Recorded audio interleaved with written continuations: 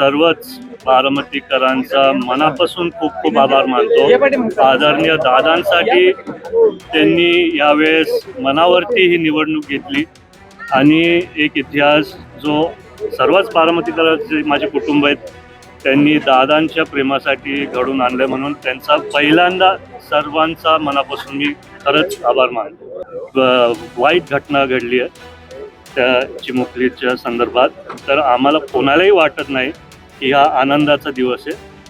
आज खरं तर मनात घेतलं तर वहिनींनी त्यांच्या विचारापासून तातडीने कसं त्या मुलीच्या कुटुंबाला न्याय मिळेल ते मनात घेतले, तेच आमच्या सर्वांची भावना। जल्लोष मी पण सर्वांना विनंती करतो की कोणी जल्लोष नका करू।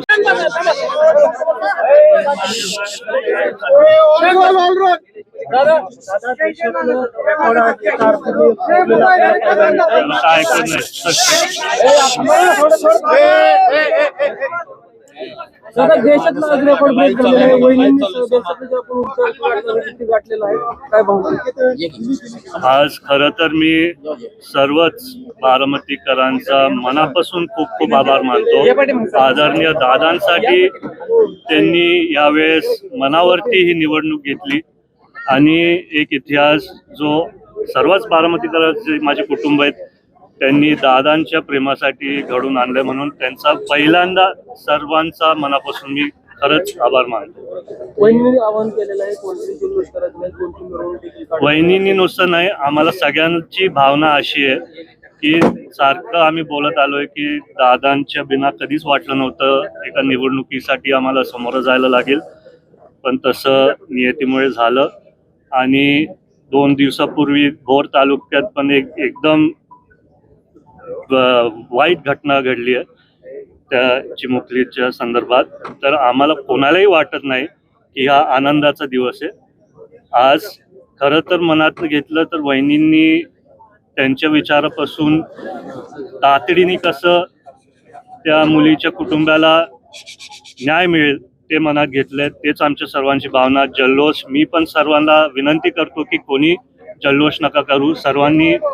सर्वांनीच एकत्रित कष्ट घेतलेत, आमचे पोलिंग एजंट्स असू द्या, पक्षातले सगळे कार्यकर्ते असू द्या, सर्वच मतदारांना सर्वांचंच मी मनापासून आभार मानतो। तुम्ही या निवडणुकीचा बॅकएंड सांभाळलेला होता असं दिसलं साधारण सगळ्या प्रचाराच्या दरम्यान?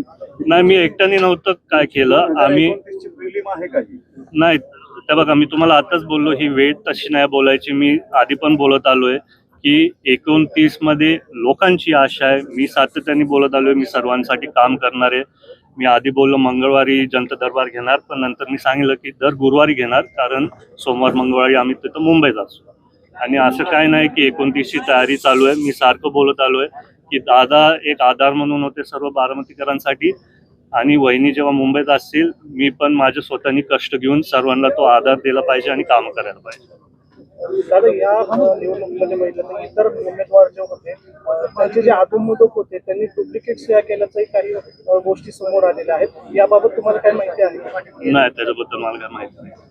दादा ऑलिम्पिक असोसिएशन अध्यक्ष होते, दादा गेल्यानंतर आता केंद्रीय राज्यमंत्री अध्यक्ष होते, तुमच्या ताब्यातून राष्ट्रवादीच्या ताब्यातून ऑलिम्पिक असोसिएशनचा अध्यक्ष ते आम्हाला काल कळालं। आम्हाला सर्वांची इच्छा होती की ते आमच्या बरोबर म्हणजे पक्षातच असायला पाहिजे होतं। भरपूर क्रीडाच्या संपर्कातल्या लोकांनी मला काल फोन लावले, पण आजचा दिवस थोडा महत्त्वाचा होता म्हणून त्याच्यात काय आम्ही जास्ती चर्चा नाही करू शकलो।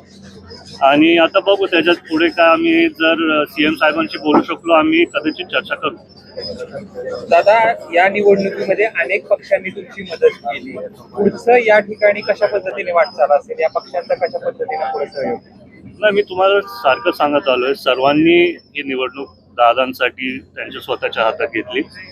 दादांना आणि वहिनींना तसंच सर्वांनी तो आधार दिलाय, तर जर त्यांनी भविष्यात काय त्यांची रणनीती ठरवली असेल ते त्यांच्यावर। 2 दिवसापूर्वी सुप्रिया सुळेंचं असं वक्तव्य होतं विलिनीकरणाची चर्चा आहे ती थांबली आहे।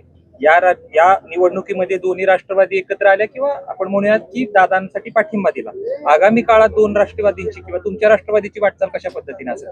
ते मी स्वतः एकटा नाही ठरू शकत, सर्वच पक्षातले ज्येष्ठ नेते असतील आणि जर विलिनीकरण दोन्ही पक्षांचं व्हायला लागतं, त्यामुळे दोन्ही पक्षांच्या ज्येष्ठ नेत्यांनी जर तसं ठरवलं, नाहीतर तशी चर्चा केली तर आपण तेव्हा बघू.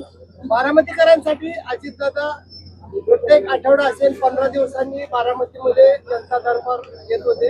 आपण देखील स्पष्टीकरण दिलं की दर मंगळवारी किंवा गुरुवारी आम्ही जनता दरबार घेणार. कधीपासून आपला जनता दरबार सुरू होणार? आचारसंहिता 6 म्हणजे उद्या 7 तारखेला परवा संपेल. 7 तारखेला गुरुवार आहे, तुम्ही मला दिसालच तिथं जनता दरबारमध्ये. ग्रामीण भागाचा प्रश्न आता भेडसावतोय. चाऱ्याचा प्रश्न निर्माण झालेला आहे. काही ठिकाणी टँकरची देखील उपलब्ध नागरिकांची मागणी आहे.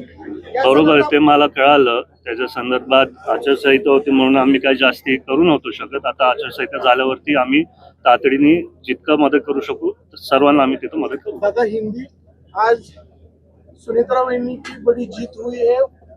भारत में पूरा रिकॉर्ड बन गया है. कैसे हुआ?